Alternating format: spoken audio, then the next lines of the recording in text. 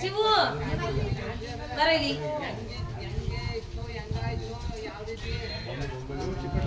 ಕೂತ್ತುಕ ಹಾವು ಹೋಗೋದು ಫೋಟೋ ತೆಗ್ದಿದ್ದೆಲ್ಲ ಅದಿಲ್ಲ ಡಿಲೇಟ್ ಆಗ್ಬಿಡೋದಂತ ನೋಡು.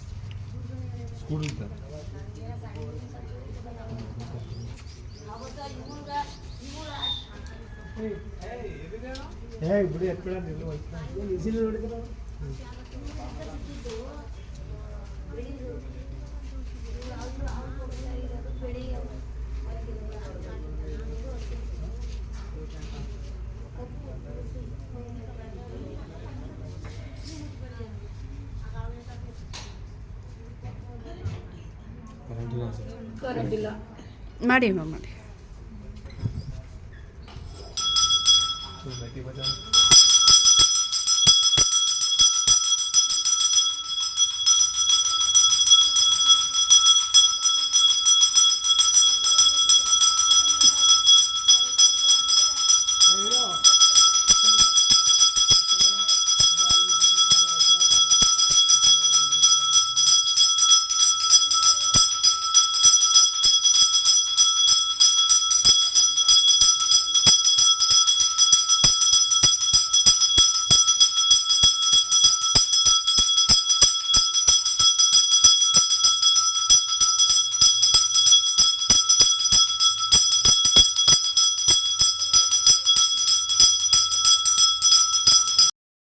ಅಮ್ಮ ನಮಸ್ತೆ. ನಿಮ್ಮ ಹೆಸರು?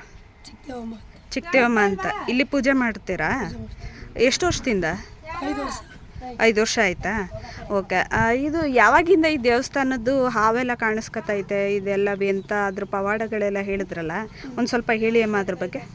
ನನ್ಗೆ ಮನೆಗೆ ಕಾಣಿಸ್ಕೊಂಡು ಇದು ಜಾಗ ಅಂತ ಕಾಣಿಸ್ಕೊಂಡು 8 ವರ್ಷ ತುಂಬಿ 9 ವರ್ಷ ಈಗ ನಮಗೆ. ಇದು ಒಂಥರ ಸ್ವಪ್ನದಲ್ಲಿ ಯಾವಾಗಲೂ ಕಾಣಿಸ್ಕೊತಾ ಇರೋದು. ಮನೇಲಿ ಪೂಜೆ ಮಾಡ್ತಾ ಇರ್ಬೇಕಾದ್ರೆ ಇದು ಈ ಥರ ಕಾಣಿಸ್ಕೊತ ಬೇರೆ ಜಾಗದಲ್ಲಿ ಅಂತ ಈ ಜಾಗಕ್ಕೆ ಬರಬಾರ್ದು ಅಂದ್ಕೊಂಡಿದ್ದೀನಿ ನಾನು. ಹೆಂಗೆ ಹೋಗಿ ಕೇಳೋದು ಅವ್ರನ್ನ, ಕೊಟ್ಟರೋ ಕೊಡಲ್ವ ಗೊತ್ತಿಲ್ಲ. ನೀನು ಹೆಂಗೆ ಕಾಣಿಸ್ಕೊಂಡ್ರೆ ನಾನು ಹೋಗಿ ಪೂಜೆ ಮಾಡೋಕ್ಕಾಗಲ್ಲ ಅಂದ್ಬಿಟ್ಟು ಅದು ಒತ್ತಡ ಜಾಸ್ತಿ ಆಯಿತು ನನಗೆ. ಹೋಗಿ ನೋಡಬೇಕು, ನಾನು ಹೋಗಬೇಕು ಅನ್ನೋದು. ಹಂಗಾದಾಗ ಈ ಹುಡುಗನ ಕರ್ಕೊಂಡು ಜೊತೆಲಿ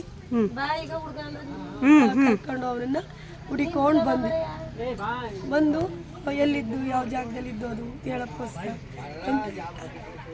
ಇಲ್ಲ ಅಂತ ಹುಡುಕೊಂಡು ಹೋಗ್ಬೇಕಾದ್ರೆ 1 ಗಂಟೆಗೆ ಹೋದ ರುಕ್ತಿರ ಚೆಕ್ಕ ಬಂದು ತಿರುಗಿ ನೋಡ್ತೆ ಮುಂದೆ ಒಂದು ಬೇವಿನ ಸಸಿ, ಹಿಂದೆ ಒಂದು ಬೇವಿನ ಸಸಿ, ಮಧ್ಯೆ ಆ ಉತ್ತ ಚಿಕ್ಕದಾಗಿತ್ತು. ಗಿಡನೆಲ್ಲ ಕಿತ್ತು. ಎಷ್ಟು ವರ್ಷ ಆಯಿತು ಇದು ಉತ್ತ ಬೆಳೆದು? ಅದು ಉತ್ತ ಬೆಳೆದು 6 ವರ್ಷ 7 ವರ್ಷ ಆಗದ. ನಾನು ಕಾಣಿಸ್ಕೊಂಡು 5 ವರ್ಷದಲ್ಲಿ. ಯಾವುದು ಹಾವಮ್ಮ ಅದು ಕಾಣಿಸ್ಕೊತಾ ಇದ್ದಿದ್ದು? ಅದು ಅಮೃತನಾಗ ಅಂತನಾ? ಅದು ನಂಗೆ ಸ್ವಪ್ನದಲ್ಲೇ ಹೇಳಿರೋದೆ ಹಂಗ. ಅದು ಕಂಡಿರೋದು ಹಂಗೆ. ಅದನ್ನ ಯಾರಿಗೂ ಹೇಳ್ಬೇಡಿ ಅಂತ ಅಂದರ. ಅದ್ರ ಜಗನ್ಮಾತೆ ತಪ್ಪಾಯ್ತು ಒಟ್ಟಿಗೆ ಹೇಳ್ಬಿಟ್ಟು ಯಾವುದು ಅಂತ ಕೇಳಿದ್ರೆ ಹೇಳ್ಬಿಟ್ಟಿನಿ. ಅದನ್ನ ಹೇಳ್ಬಾರ್ದು ಅಂತ ಹೇಳ್ಬಿಟ್ಟಳ ಅಮ್ಮನೇ. ಅದು ಅರ್ಧ ಮನ್ಸ ಅರ್ಧ ಸರ್ಪ. ಅದು ಬರ್ಬೇಕಾದ್ರೆ ನನ್ನೊಬ್ಳಿಗೆ ಅದನ್ನ ಪೂಜೆ ಮಾಡಿ ಕಣ್ಮುಚ್ಚಿ ಕೂತಾಗ ಒಂದು ಬಳಸಿ ಮತ್ತೆ ಒಳಕ್ಕೆ ಹೋದ ಹೊರತು ಯಾರಿಗೂ ದರ್ಶನ ಇಲ್ಲ. ಅವ್ರ ದರ್ಶನ ಕಾಣಿಸ್ಕೋಬೇಕಂದ್ರೆ ಬೇರೆ ರೂಪದಲ್ಲಿ ಒಂದು ಸಣ್ಣ ಅಂಟಾಗೋದನೋ ಇಲ್ಲ ಕಪ್ಪ ರೂಪದಲ್ಲೋ ಇನ್ಯಾವುದೋ ರೂಪದಲ್ಲಿ ಕಾಣಿಸ್ತಾ ಬರ್ತಾವಳ. ಅವಳು ನಿಜ ರೂಪ ಮಾತ್ರ ಇವತ್ತಿಗೂ ಯಾರಿಗೂ ಇಲ್ಲ. ನನ್ನೊಬ್ಬಳು ಬಿಟ್ರೆ ಯಾರಿಗೂ ಕಾಣಿಸ್ಕೊತಾ ಇಲ್ಲ. ಆದರೆ ಅದು ಫಸ್ಟ್ ಒಂದು ಸಾರಿ ಅವ್ರು ಕೊಡಲ್ಲ ಅಂತ ಗಲಾಟೆ ಮಾಡಿದಾಗ ಆ ಉದ್ದದ ಮೇಲೆ ಕೂತಿ ಅವ್ರ ರೂಪನೇ ತೋರಿಸ್ತದು. ಅಲ್ಲಿಂದ ಆಚೆಗ ನಾವು ಅವ್ರು ಕೊಟ್ಟು ಜಾಗ ಕೊಟ್ಮೇಲೆ ಇದನ್ನ ದೇವಸ್ಥಾನ ಇಡೀ ಗ್ರಾಮವೇ ನಿಂತ್ಕೊಂಡು. ಯಾವ ಗ್ರಾಮದವ್ರು ನೀವು? ಕಳಲೆ ದೊಡ್ಡ ಬೀದಿ. ಕಳಲೆಯವರ ನೀವು? ಇದು ಇದಲ್ದೇನೆ ಈಗ ಜನರದ್ದು ಈಗ ದೇವಸ್ಥಾನಗಳು ಅಂತ ಬಂದಾಗ ಅವ್ರ ಕಷ್ಟ ಪರಿಹಾರಕ್ಕೆ ಅಂತ ಬರ್ತಾರೆ.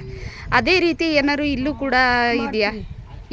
ಅವ್ರು ಏನು ಅವರು ಕೇಳ್ತಾರ ಅಲ್ಲಿ ನಾವು ಏನ ಹುಡ್ಕ ಮಡಿಕೆ ಏನು ಮಾಡಲ್ಲ.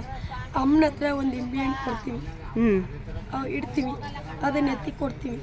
ಅವಳ ಅನುಗ್ರಹ ಇದ್ರೆ ಅವ್ರ ಪರಿಹಾರ ಆಗಲಿ ಅಷ್ಟೇ. ಅದು ಮಾಡ್ಕೊಂಡು ಹೋಗ್ತೀವಿ.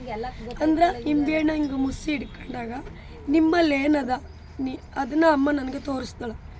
ಅದನ್ನು ನಿಮ್ಮ ಮನೇಲಿ ಈ ಥರ ಪ್ರಾಬ್ಲಮ್ ಅದ, ಇದನ್ನು ಸರಿಪಡಿಸ್ಕೊಳ್ಳಿ, ಎಲ್ಲಾದರೂ ಹೋಗಿ ಮಾಡ್ಕೊಳ್ಳಿ ಅಂತ ಹೇಳ್ಕೊಬತ್ತಾವ್ನಿ. ಆ ಥರ ತೋರಿಸ್ತಾಳ. ಅಮ್ಮ ಮೈ ಮೇಲೆ ಬಂದಾಗ ನನ್ಗೆ ಅಮ್ಮ ಏನು ಹೇಳ್ತಾಳ ನನಗೆ ಗೊತ್ತಿಲ್ಲ. ಆದರೆ ನನಗೆ ಅಮ್ಮ ಬಂದಾಗ ಕನ್ನಡ ಬರಲ್ಲ ಸರಿಯಾಗಿ, ಇದು ತಮಿಳು ಬರಲ್ಲ ನನಗೆ.